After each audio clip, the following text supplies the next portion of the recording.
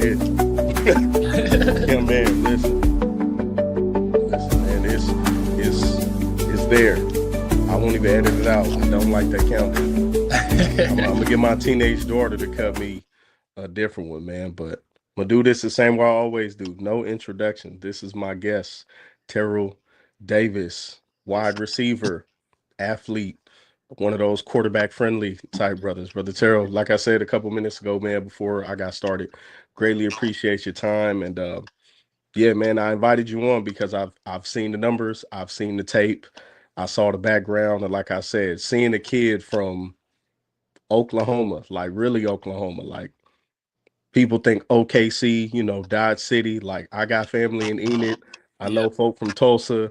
Like you from Choctaw. You really like I said, you labor. What's the saying of the state? Labor conquers all, or like work wins over. Yeah. Like you really Oklahoma soil, man. So tell us about yourself. Man, I really didn't start playing football till my senior year of high school. So football Mm. always been it's kind of still new for me, so it's exciting. Yeah, I didn't play till my senior year. The coaches finally got me. I was a basketball player, so they So finally got me on the field. what made you? Because I'm not gonna act like I'm small, like I'm still a bigger dude. But Yeah, I knew I was trying to be a 6'1", 300-pound power forward, and coach yeah, was like, this ain't it, bro. You get your hand in the dirt. yeah, Go be a pulling guard. So yeah. like for you, when I've seen people do that transition, what kept you away from playing football, and was it your parents?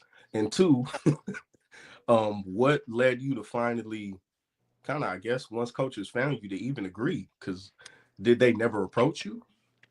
No, they approach me all the time. My Choctaw coaches, they approach me daily, trying to get me to come out there ever since I went there. But I never folded. I was just gonna stick to basketball. I wanted to go to college and play basketball. But my senior year, or going into my senior year, was COVID.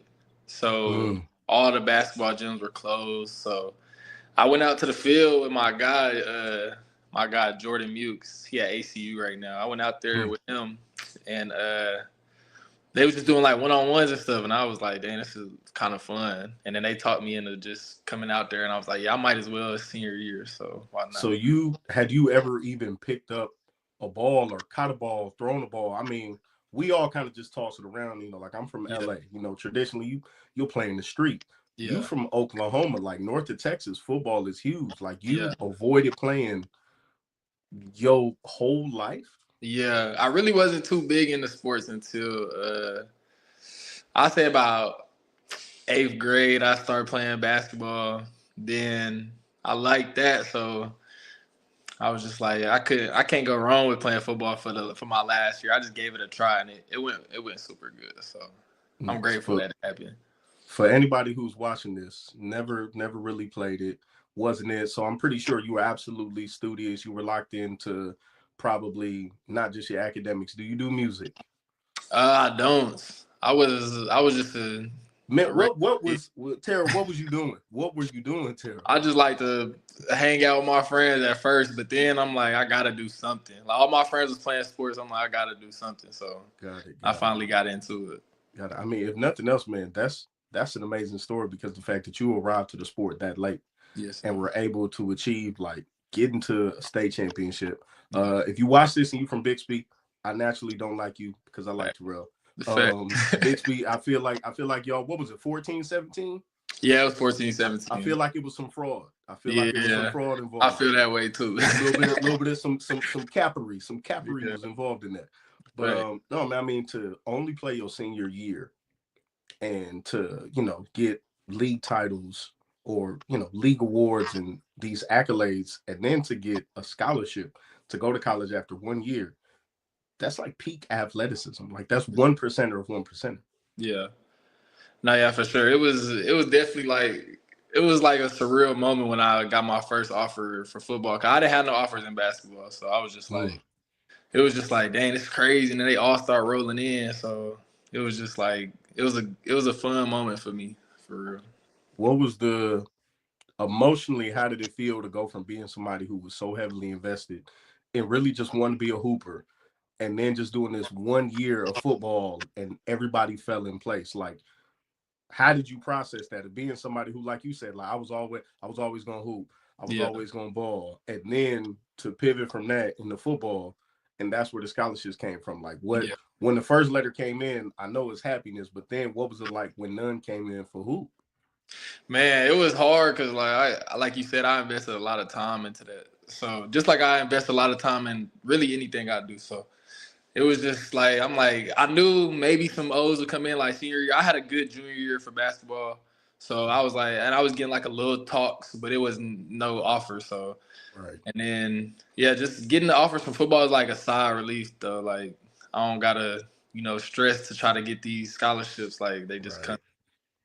right, right. So recruiting process now, and you're somebody who, COVID era, like I have younger children, I have a teenage daughter. I saw the difficulties of her even like taking classes during COVID.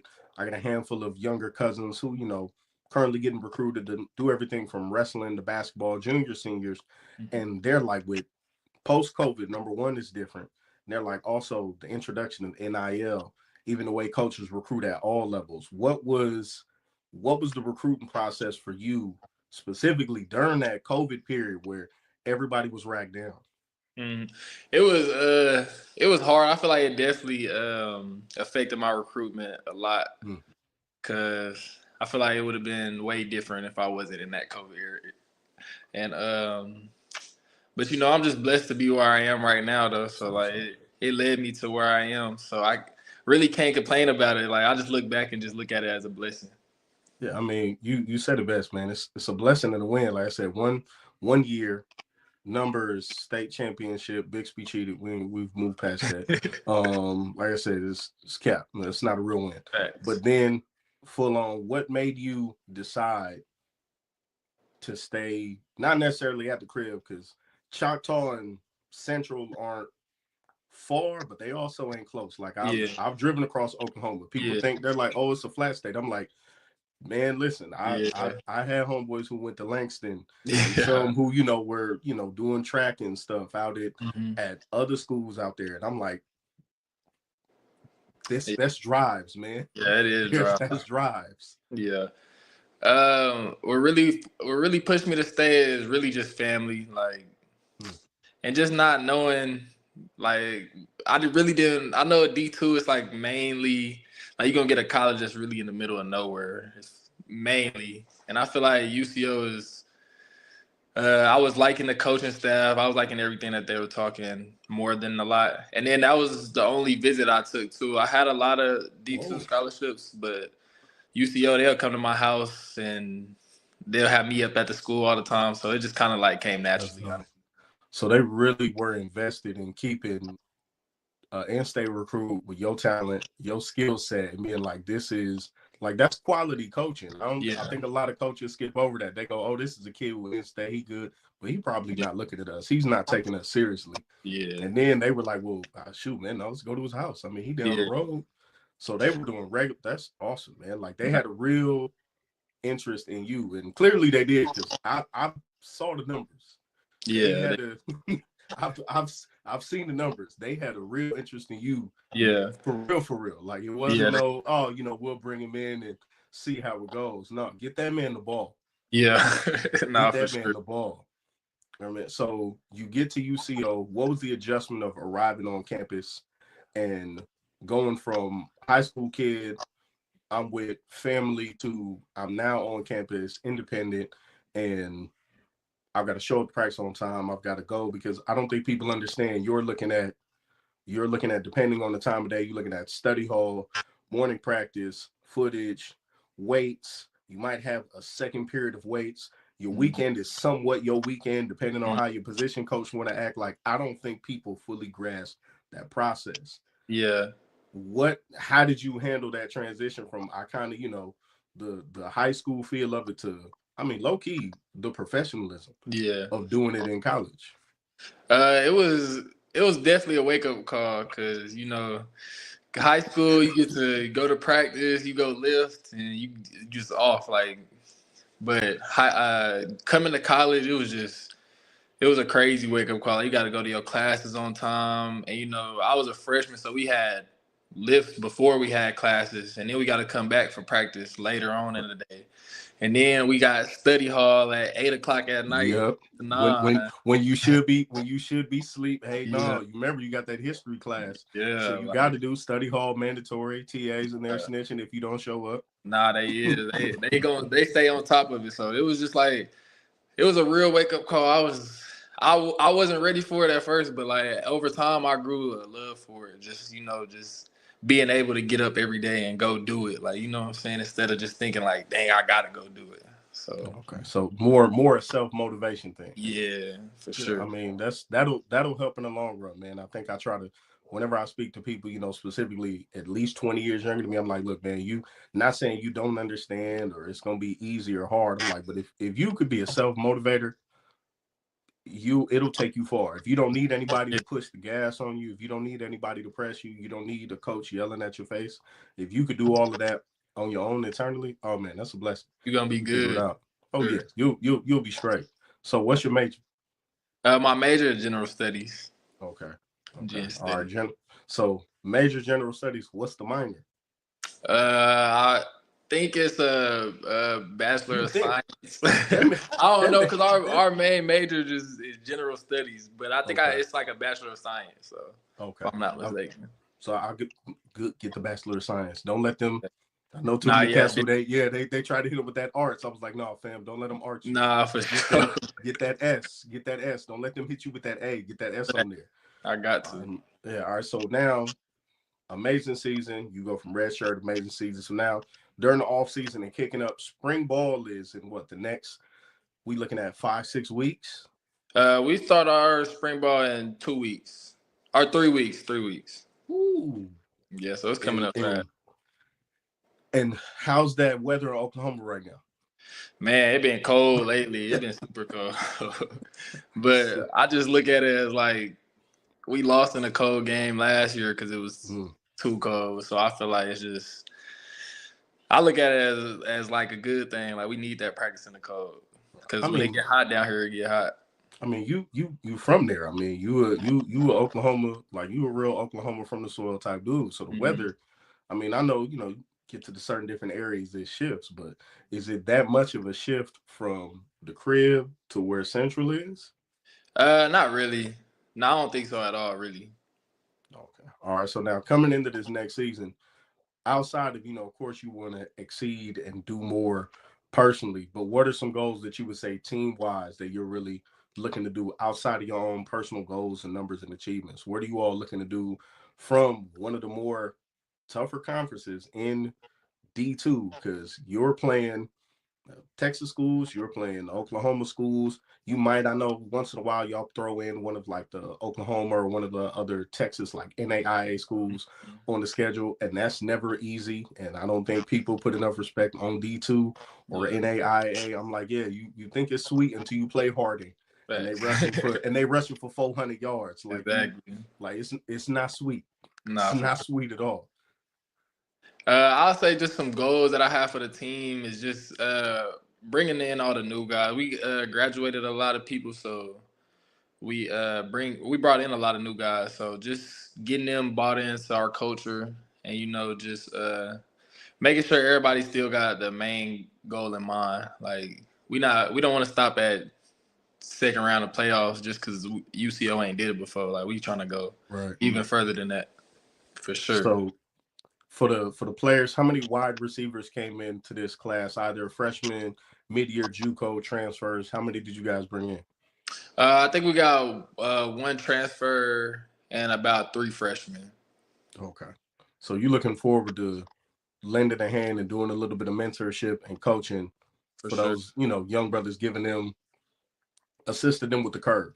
For sure, yeah, I definitely I feel like I just got a big voice on the team, and especially in the receiver room. So it's just always good, just like leaving a mark for them, even when I'm gone. Like just keep doing the stuff that we've been doing.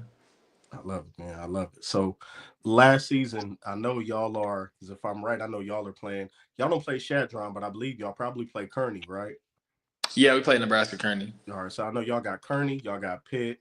For Mm-hmm. the other Pittsburgh, not Pittsburgh, California, not Yeah, Pittsburgh, Pitt. Y'all yeah, play the Gorillas, if I'm right, they're the yeah. Gorillas. Yeah, Mm-hmm. man. So I mean, give me the toughest game from last season from a standpoint of just not overall, but like position to position wise. Because for me, I always view things as, all right, look, man, my position battle is if I was playing O or D, my whole deal is, look, can I get through this gap? I need to beat this guard, or I need to stop this edge. For you, you're playing in, call it what it is. If you're a quarterback and running back, be offended. You're playing in the most athletic position on the field, Yeah, which most of the time, the most superior athlete is going to be tasked. We just watched Travis Hunter do it. You're going to take your most superior athlete and put them in one or two positions. You don't fact, put your best athlete at running back. You don't put him at fact. quarterback. You put your best athlete. Like I said, you were somebody who played 1 year of high Mm-hmm. school football. You are now a scholarship athlete and an all-conference player. You put your best athletes at the position that is it. So last year, matchup wise, who gave you the most headaches and was like, this is gonna be a long day? Man, I feel like our conference we got a lot of good DBs, and safety. But if I had to go with one, it'd probably just be Pitt. I'll just say they scheme on how they scheme up stuff is real good. So I know they got good coaches over there. So the scheme that they had against us worked real well. So I'll just say their scheme was good. Yeah. They Pitt does a, even when I was coming out of high school, like Pitt and oh man, what's the Fort Hayes? Mm-hmm. Pitt and Fort Hayes always did a very good job of not just recruiting locally, but they would go get, hey, look, you 25 at the JUCO, don't care. Come on Facts. down. Come on over here Facts. to Fort Hayes and Pitt. Now you lined up at 19. Like this man has a family. Like Facts. this is like, bro, like, I'm lined up. This, you want me to line up against him? Like this is a gorilla for real. Like this is Facts. war. So the Pitt game, what was, I don't want to say from the approach or the standpoint of like what was the easiest game, but what was the game where after like the first target, your first catch, did you say, oh, this, I'm gonna make some money today? I'll probably say I'll be thinking that every game, but like if I had to choose one, That's what I'm talking about. That's the if that's I the had mind. to That's the choose mindset. one, I'll probably say Fort Hayes. Fort Hayes was one of them ones. I think the Take first that 30. Take that, you 30-year-old cornerbacks. Take back. take that. Thanks. So the Fort Hayes game. Okay, man. So now, who's homecoming against this season? I'm not even sure. I don't even want to say the wrong name. I don't even know for sure. Man, let it be Fort Hayes. Man, probably not though, because we had them home this year. Okay. And then the rotation. Yeah. Yeah. So schedule wise, y'all, MAIA, and like I said, I think a lot of people don't put enough respect because you get in that section. You're from Oklahoma. People don't put as much respect on Oklahoma being like a really good football state, Mm-hmm. but you're getting all those kids from Kansas, Texas, Nebraska. You might get some Dakota kids who drop down, JUCOs from California. It's really competitive at the D2 level. Out of the offers you had, were there any FCS offers, NAI offers that came along with that? No, it was strictly D2. D2 only offers coming out of high school. What was the furthest program? I'll probably say I might.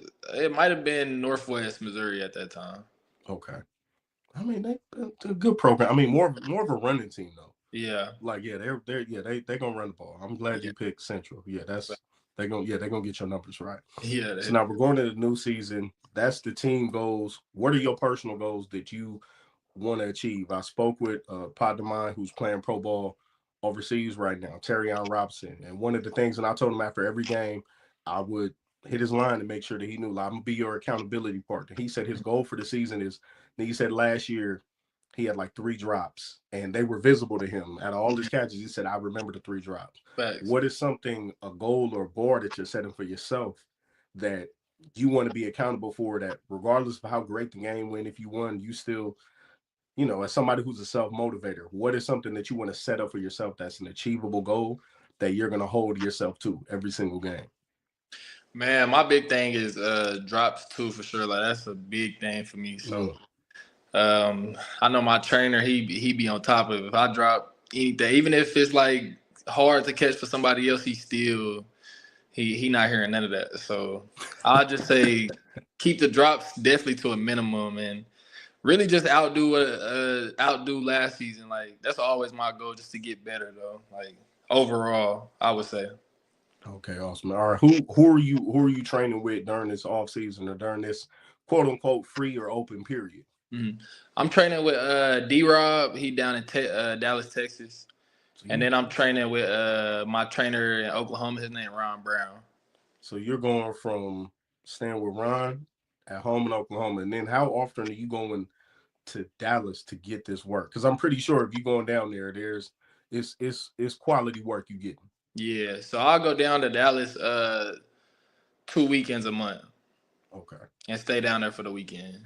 Okay. Nice, man. Nice. You investing in the self. Dope. So now pivoting, say we've got season upcoming numbers goal.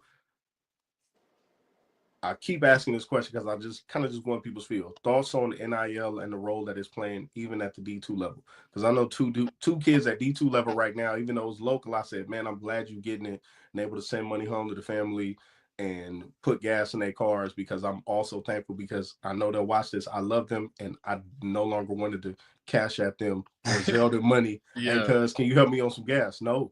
yeah, No, like no, I can't. No, I don't want to. I don't want to. yeah.